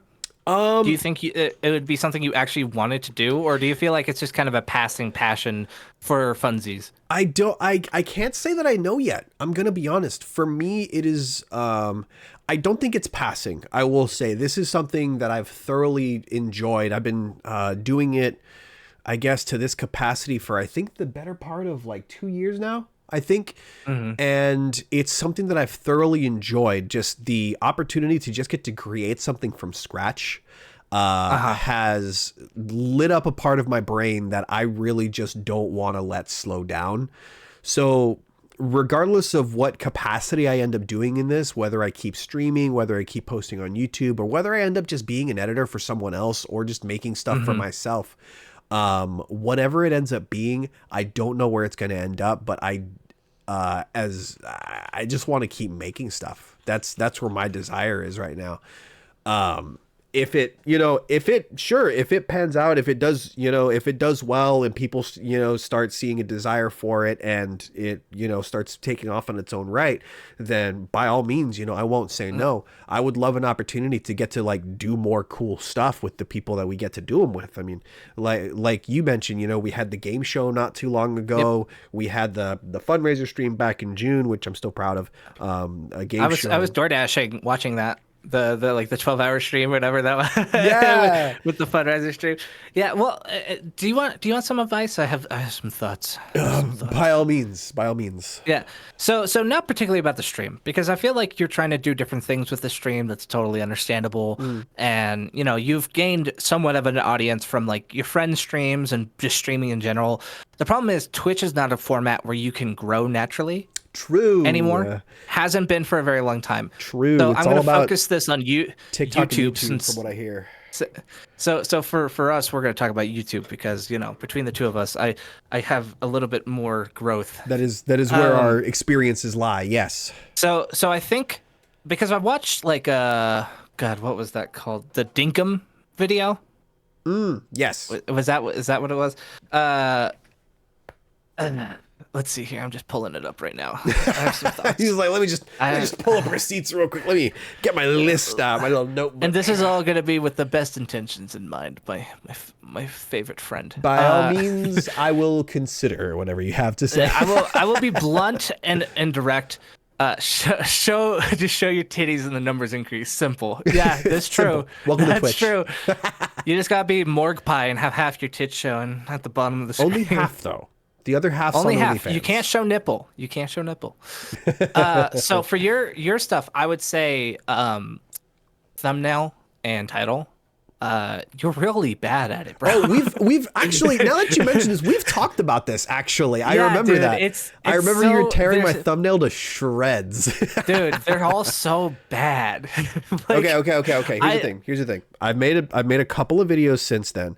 Do you feel like there's any improvement whatsoever since then? Because here's the thing. We've are you talked talking about about since the Cozy Island one? Because I did comment on that one, I believe. And yes. then you did the StringManSays and then the game show. Those 2 videos. Yes. So here's the thing. When I look at your thumbnail and title, I feel like the thumbnail and title, the titles are too long. They're not simple enough. They don't make me ask anything. Okay. And then I look at the thumbnails, and there's just too much going on. There's not a clear cut, like the backgrounds aren't simple. Like the StringManSays, like in the background of like that first episode with Darth, like it's just not, there's not enough contrast between you two and the background to identify between the two. There's no way to tell the foreground from the background. If you had done a white outline and then the shadows, that probably would have put a little bit more contrast. You know, but here's still, the thing. I always forget to do that. I always tell myself, I'm just like, I need to have an outline. I need to remember to do an outline. And then I post the video and I'm just like, well, that's what I forgot. The other thing is you need to use colors that contrast and are bold enough that catch people's attention. So like you need to use bright backgrounds or bright, like whatever. The characters either need to be bright in the foreground or the background needs to be bright. One of the two have to be contrasting enough to catch a person's eye. Because like, for instance, you used the white outline for the Village video that was from 11 months ago. And you had the Doctor Who on it and everything. But because the background was gray, it didn't really do anything for me. Like I could clearly identify like you two in the corner, the Rose and the Doctor. But because of the gray background, I was like, yeah, okay, sure. And then like the longest ever like title, The Crossroad of the Century, Shadows of Rose dash Listen, man. Resident Evil. Listen, man, I'm trying to be Panic at the Disco with these titles, okay? Yeah, I'm trying to put the entire I'm trying to put the entire script. Build God and then we can talk. Exactly. I'm trying to put like the entire script of B movie in my titles, bro. That's the goal. like I hosted a game show that puts nerds to the test. Like I don't know. It just falls flat. I would argue that okay. Are you talking about what the game show one from 3 months ago? Yes. As far as the title goes, what exactly are you honing in on there, if I may ask? So it's interesting, you know, host it, you know, put nerds to the test, but it doesn't make me wonder why. There's no curiosity in the way that you phrased it. Okay. So like you could have put like this game show puts nerds to the test. You could put something a little bit more vague that makes people ask the question, what the fuck is this game show? Like something along those lines instead of I hosted a game show. Because here's the thing. We all know who's going to be hosting the game show as soon as you click on the very first point of the video. You're the guy in the tie saying all the things. People are going to know. But like for people to click on it like that, and I love the 80s background to it, but like again, no white lines. Yeah, the poor little man at the bottom center like melds into your shirt. The moment you asked about offering advice for thumbnails, I'm just like, he's gonna bring up the fucking white lines, isn't he? He's gonna bring them up. I already know. It's just one of those things where like you can find like people can put complicated backgrounds in the back, but you need to like almost make sure it looks like a background so that the foreground pops. And it's contrasting colors, white lines, shadows, and then sometimes it's a matter of like even blurring the background slightly so that the forefront really pops out as well can help a lot. And then it's just naming things. Even if it sounds a little clickbaity, just name things in a manner of like what is happening inside the video, but make it sound like a question, almost like it's a clickbait. Like me just saying, we need to talk about Persona 3 Reload. It's like, it's so clickbaity, but that's what the whole video is about. So I didn't lie in any capacity. You gotta get like your gooner senses going when you're like when you're like thinking senses? of these thumbnails. What the fuck? Yeah, gooner senses. You gotta be a little goony booty. You know what I'm Oh saying? my Like, god. it's just a matter of like looking at other people's thumbnails. Like even like for instance, a perfect person for you to not copy off of, be inspired from. Hey, listen. Ludwig. You got to steal like an artist. Oh no, absolutely. The Read the Yankin book. Twist It's is a something great that, book. Anyways, go on. But it's Ludwig does game shows. He does everything like that. He does interesting videos. Like all his videos are short, sweet. You know, I mean, his latest video from 2 weeks ago, I ranked every Flash game. Simple. The Sweet. fuck? Like he did game shows, right? Like he's done like Mogul Moves or Mogul. Yeah, I think it was Mogul Moves was the name of it. You know, a lot of people have done it, stuff like that. And Ludwig is just a streamer to aspire to steal his shit from. Honestly, Like, yeah, it's like his he went full time on Twitch within 9 months. I mean, He the went guy full time on Twitch. the guy very quickly honed in on what he was doing. Like very much so. He's one of those ones that like the moment you see his stuff, you're just like, this guy knows exactly what he's doing.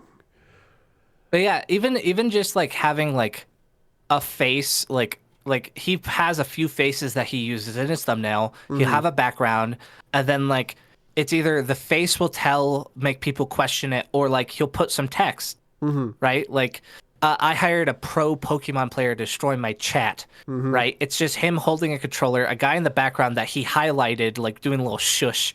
And then it's just little text that goes, not actually playing red arrow. Like, it's so simple, but it's like, oh, okay. What is going on here? What is happening?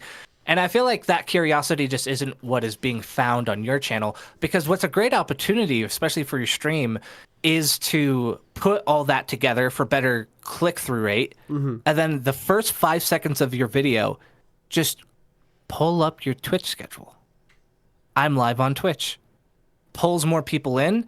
It's so fast that like it has nothing. It won't like distract people from the rest of the video. It like fades out right at the very beginning. It's like I stream at Twitch, and then it just has your URL, times you stream. Then 5 seconds, like 3 seconds. 3 seconds is all it is. Fades out. You start the video. A little call to action immediately, and it gets more eyes on it because of the click-through rate. And then it also gets more people interested in your content in general because they know all this content is coming from Twitch.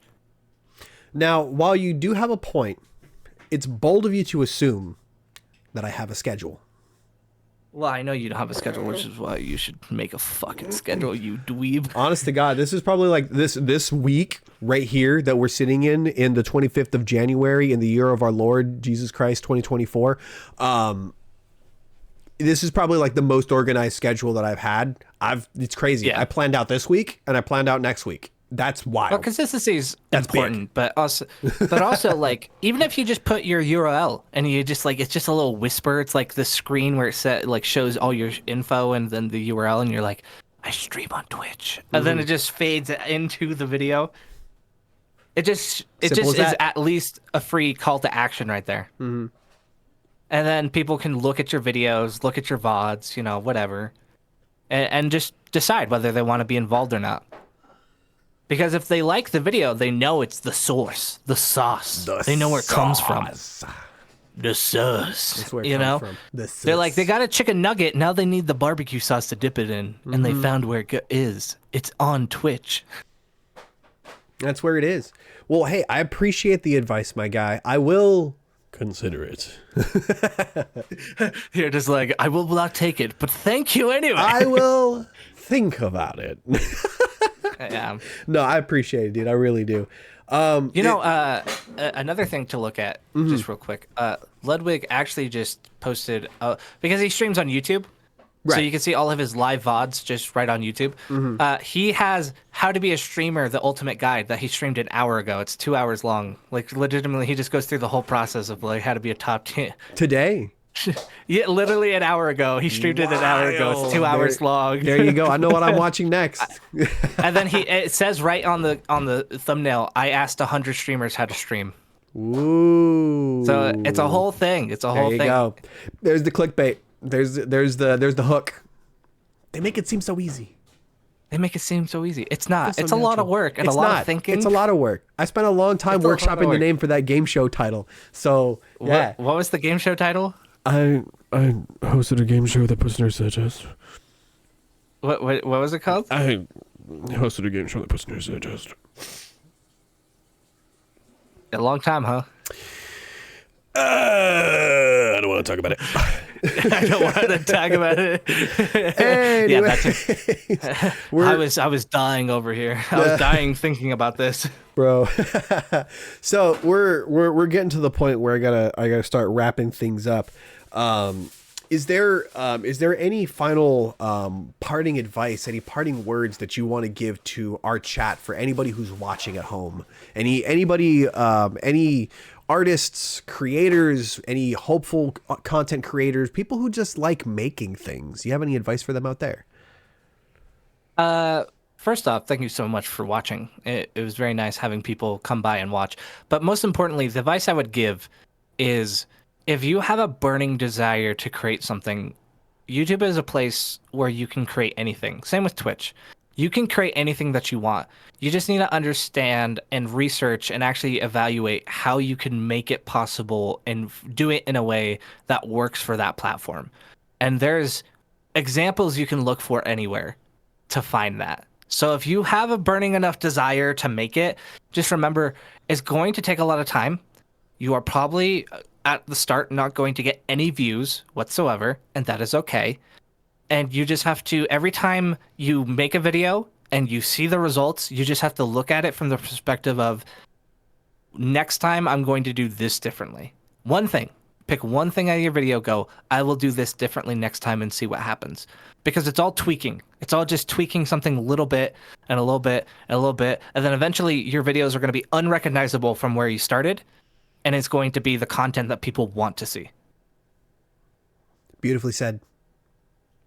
Incredible. So, I know I have a link to Panda's most recent video pinned in the chat right now. Is there anywhere else that people can find you on the internet, Panda? Yeah, you can find me on Twitter or X. That is typically where I'll post like the newest video or when I'm streaming, because I will be taking a break from streaming at least for a month or two, but I will be back and I stream on YouTube itself. And my Panda, my channel on Twitter, it's Mr. Panda all caps, but with 3 Ds instead of 2. 3 Ds. We're getting out there. Because someone else took it. Someone else took the 2 Ds. The and I'm like, 2 Ds?